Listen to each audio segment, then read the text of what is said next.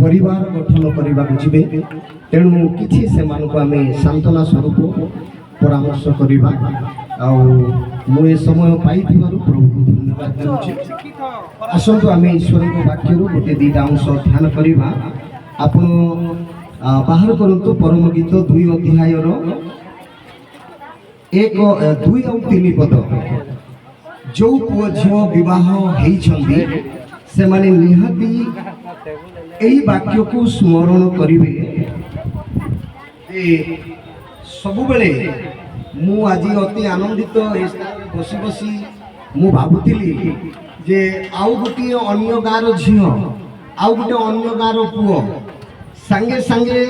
कथबार्ता ही से माने घर को कन्या बर ही जाती किंतु गाँव पुओ पुओ भी गाँव झील भी गाँव किंतु आज एते लोक को से माने संग्रह करि पारिछंती सेतिपाई मु सर्वप्रथम रे बरकन्या को धन्यवाद देउची। से माने जदि काली लुचि की पळै थांते आज आमे एते सौंदर्य समय आमे पाई नै थांते। आज से माने धैर्य धरी गाँव पुओ गाँव झियो हेले मध्य प्रतिज्ञा कले जे आमे विवाह होला परे आमे स्वामी स्त्री हेबा ए गुडे दृढ़ प्रतिज्ञा से माने करी आज दिन रे आमको समस्त को यही सुंदर समय पुणी उत्साह देइछंदी। तेणु मु धन्यवाद देउची। आज 2टी अंश अध्ययन करवा चालका जाउछंती टिके परम गीत 2 अध्याय आपण 2 और 3 पद पढ़ंतु। सचिन और रेखा आपण माने से वाक्य को टिके सुनंतु।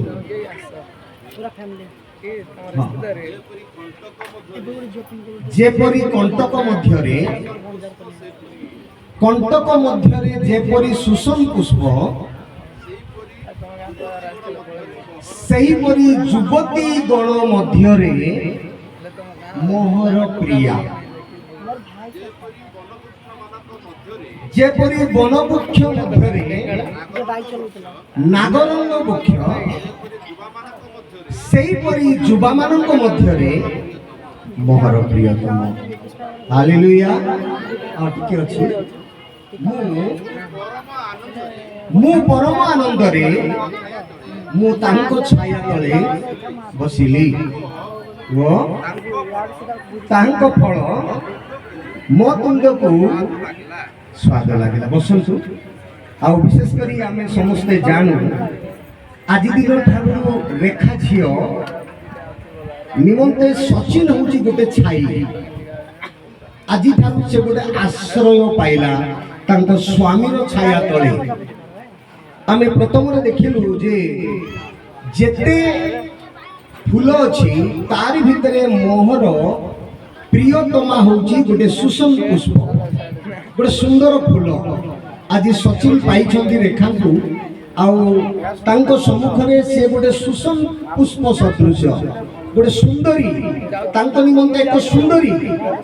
हुए तो का सम्मुखरे सुंदर ही न पारे किंतु तांको पई सुंदरी। तापर द्वितीय रे देखिलु कंटक वृक्ष मानक मध्यरे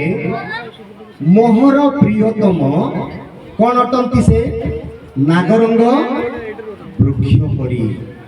आउ सेई छाया तले मु बसिली। आज वास्तव भाव झील गोटे छाई पाई गोटे आश्रा पाई प्रभु संगीहीन मान संगिनी दे परिवार स्थापन करती। आज रेखा झील को आउ सचिन पुओ को से माने एका एका थिले आज से मानको 2 जन को प्रेमर डोरी रे एक वैवाहिक विधि नियम रे बांधी से मानको एक परिवार स्थापन करिसंदी। आउ एई विधि अतएव ईश्वर ठारू ए नियम आमे प्राप्त होइछु। अधिकांश लोक ए सौंदर्य को अनुभव करि पारंती नाही। आमे मिखा मलाकी पुस्तक 2 अध्याय आपण 14 पद 15 पद टिके पढंतु। मलाकी 2 अध्याय 14 15 पद।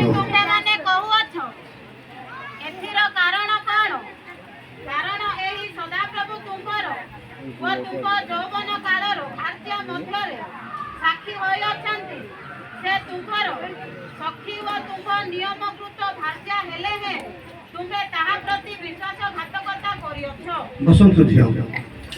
नियमकृत भार्या बोली गोटे शब्द लिखाई से ए शब्द मुझे पढ़ी नियमकृत भार्या नियमकृत भार्या अच्छी अनियमकृत भार्या अच्छी केमती से भार्या तो भार्या स्त्री तो स्त्री ये लिखा हो नियमकृत भार्या अच्छी अनियमकृत भार्या अच्छी अनियमकृत भार्या कौन ताकू नहीं के आसीबे दुईटा पिला तीनटा पिला चारटा पिला हेबा पर्यंत विवाह करिवे नाही सेटा होची अनियमकृत भार्या काली की जदि थाना रे जाई केस कले मधो आवश्यक पड़ले कोनोसी रेकर्ड पत्र नाही अनियमकृत भार्या ताकू व्यभिचारिणी बोली मध्य कहा जाए व्यभिचार बोली मध्य कहा जाए आशीर्वाद नाही सेठी प्रकृत भाव में जो माने विवाह हेउछंदी विवाह समय रे ईश्वर पुनी एई नव दंपति दुई जनकर साक्षी विवाह हला बेले दुई जन शपथ पाठ कला बेले आदान प्रदान कला बेले दुई जनकर साक्षी ईश्वर तेणु ए माने होछंती नियमकृत भार्या अथवा विवाह एवं पवित्र भार्या अटंती विवाह समस्त मध्य आदरणीय हेउ ताहंकर सज्जा सूची था आज विशेष करी परमेश्वर चाहती जे दुई जनकर सज्जा सूची रहिबा पाई एई स्वामी स्त्री को कहीं के ईश्वर बांधिले आपण 15 पद टिके पढंतु ताहंकर ठारे आत्मार अवशिष्टांश थिले हे से की एको न कले आउ काहे की एको कले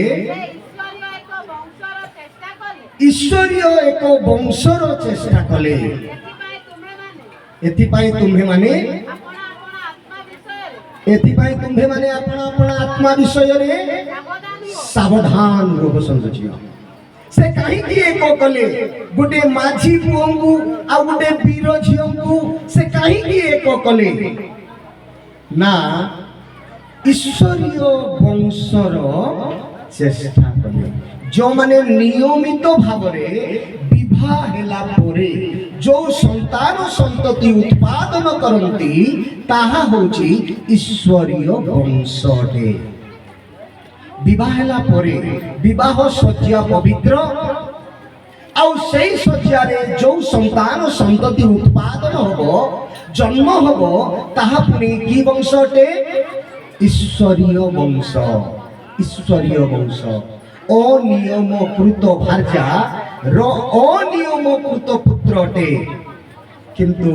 विवाह स्वामी स्त्री रो संतान ईश्वरीय वंशटे आज सचिन और रेखा पवित्र विवाह रे आबद्ध अछंदी आउ से माने नियमकृत भार्या आउ स्वामी ही छंदी ए मानक मध्य रे जो संतान उत्पन्न हेबे ताहा ईश्वरीय वंश हेबे सती भाई मु गुटिए परामर्श आज पुओ को कहिबी ता होची हितोपदेश 5 अध्याय 18-19 पद टिके पढ़ी देबे आ सेतिरु मु वाक्य को समाप्त करिबी तुम्हारा निर्जर धन्य हेउ तुम्हे अपना यौवन कालर सचिन बाबू तुम्हारा निर्जर धन्य हो आउ तुम्हे अपना यौवन कालर भार्या ठारे कौन करो आमोद करो कौन सी आपत्ति नहीं कहार अभियोग नहीं तुमर विवाहिता नियमित भार्या आज दिन ठारू सहस्र लोकंकर उपस्थिति मंडली रे एई भार्या को तुम ग्रहण करिछ एई भार्या ठारे तुम आमोद कर तुमर यौवन कालर भार्या ना एटा द्वितीय प्रथम ना ताहले एटा यौवन कालर भार्या वाक्य कहूची तुम यौवन कालर भार्या जदि पाइछ ए यौवन कालर स्त्री ठारे कौन करो आमोद करो तापरे से प्रेमिका हरिणी वो रूपवती बाउटी परी ताहार बक्ष सर्वदा तुमको कौन करू तुष्ट कहले कौन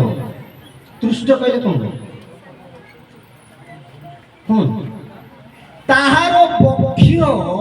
सर्वदा कहले कौन प्रतिज्ञा करिछो जे आजीवन प्रेम समादर प्रतिपालन करवा खूब प्रतिज्ञा कर मृत्यु विच्छेद पर्यंत एई स्त्री काठरे आमोद करिवो ताहार बक्ष्य तुमको तृप्त करिवो। तापरे कोन लिखा अछि ना आउ ताहारो प्रेम रे सर्वदा कोन हो काहारो प्रेम आवश्यक नहीं काहारी प्रेम अन्यर प्रेम आवश्यक नहीं तुमको जो स्त्री दिया जाइछि ताहारो प्रेम तुम यथेष्ट। अन्य लोक को प्रेम करवा किसी दरकार नहीं अन्य लोक को आखि बढ़ेवा किसी दरकार नहीं अन्य लोक को छुईवा किसी दरकार नहीं। आज दिन ठारू ए पवित्र वेदी रे ईश्वर आपनको देइछन्ती आहांक सहित प्रेम रे रहइबो आहार प्रेम आहार पक्ष सर्वदा तुमको तृप्त करू। तापर कोन लिखा अछि हे मोहर पुत्र परकिया ठारे तुमे काहे की आसक्त हेबो पसंद केते भाई माने केते भौणी माने विवाह करंती विवाह हला परे गोटे छुआ दीटा छुआ हला परे आउ गोटे कोळ आउ गोटे हस्त आउ गोटे देह को पसंद करंती। बाइबल सेमती कहे नाही जो स्त्री को आमे विवाह हेलु जो स्वामी को आमे विवाह हेलु दुई जण प्रेम रे बांधी वृद्ध अवस्था पर्यंत विवाह एते पवित्र जे मृत्यु बिना केही कोन करि परिबे नाही अलगा करि परिबे मृत्यु बिना। यह गोटे स्वामी स्त्री भितर बड़ शत्रु ये जदि ठिया हो जाउची अलगा करि दउची किंतु केही भी करि पारे मंडली जदि बसी अलगा करि दउचंदी आजि कले आउ काली से माने एका हो जाउचंदी केही अलगा करि पारे। जो स्त्री को तुमे पाइछो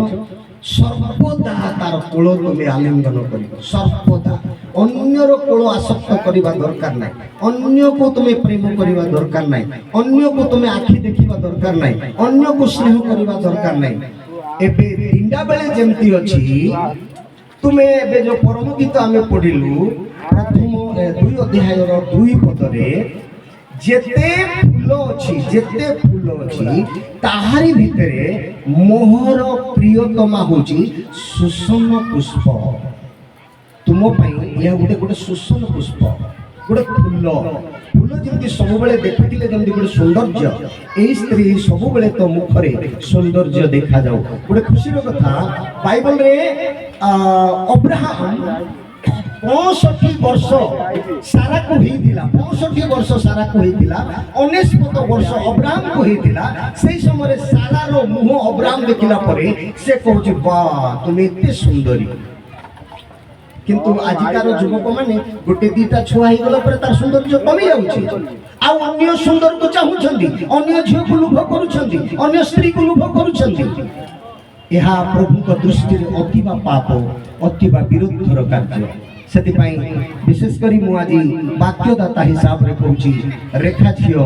ईश्वर तुमको जो स्वामी देइछंदी तुमे गुणवती स्त्री परी से स्वामी पाखरे आसक्त हेबो। जीवन शेष जाई हितोपदेश 31 अध्याय 12 पदरे लिखा अछि जीवन जाए स्वामी रो क्षति न करी कोन करिवो मंगल करिवो। जो स्वामी तुमको दरिद्र हो धनी हो ज्ञानी हो मूर्ख हो जहाँ भी हो ईश्वर तुमको देइछंती ए स्वामी सहित तुमे जीव जीवन ए स्वामी सहित आसक्त हेबो। अन्यर स्वामी को देखिबो नाही अन्यर पुरुष को देखिबो नाही जाको हाथ धरी विवाहिचु ता सहित मृत्यु विच्छेद पर्यंत ए स्वामी को प्रेम करके रहिबो। एटा होची पवित्र सेति पई जीवन शेष जाए स्वामी रो क्षति न करिके मंगल चेष्टा करिबो ता निमंते प्रार्थना करिबो। कुली को गला बेले काम को गला बेले वाणिज्य को गला बेले सब बेले तोर स्वामी पई प्रार्थना करिबो तार मंगल हेले तोर मंगल हेबो से रक्षा पाइले तू रक्षा पाइबो। आज जो तू कहूचु मो तांकर छाया तले बसिची ए गछ जदि कोनसी असुविधा हे जीवो तोर ऊपर खरा बाजिबो सेति पई एई गछ को सब बेले पानी देकी बंचै की रखिबो एई गछ ठीक दिले तो सेति आश्रय पाइबो। प्रभु भयंकर आशीर्वाद।